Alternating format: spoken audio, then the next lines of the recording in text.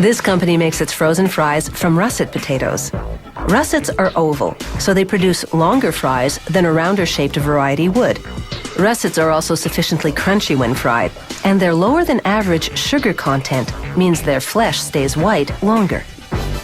When the potatoes arrive at the factory, they travel along rollers that rub off any foreign matter, things such as soil, small rocks, and plant parts.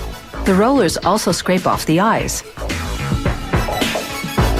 The potatoes then enter the washing station. As they spin in a revolving cage, water jets spray their surface, cleaning them thoroughly.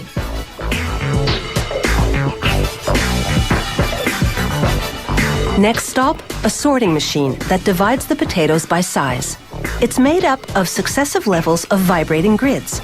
The shaking forces the smaller potatoes through the grid openings, separating them from the larger potatoes. Big potatoes become classic strip-shaped fries.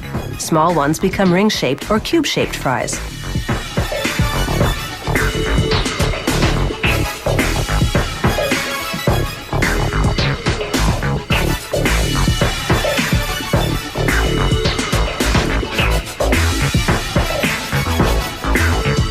After sorting, the potatoes drop into a collection bin.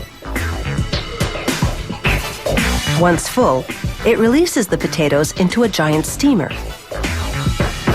After about 10 seconds in the pressurized steam, the skins are soft enough to come off with just a little pressure.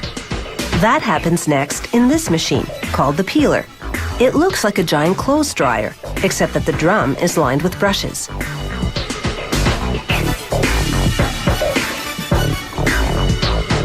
As the drum tumbles, the bristles rub off the skins.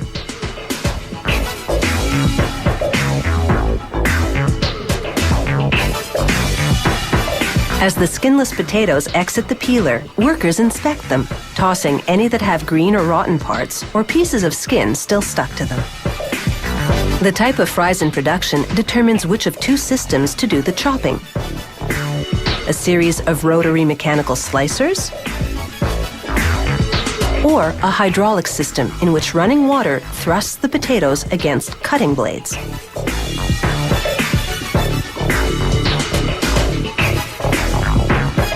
The freshly cut potato pieces drop into a canal.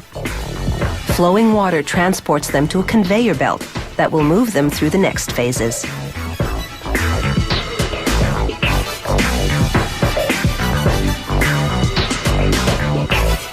Now for a high-tech quality check.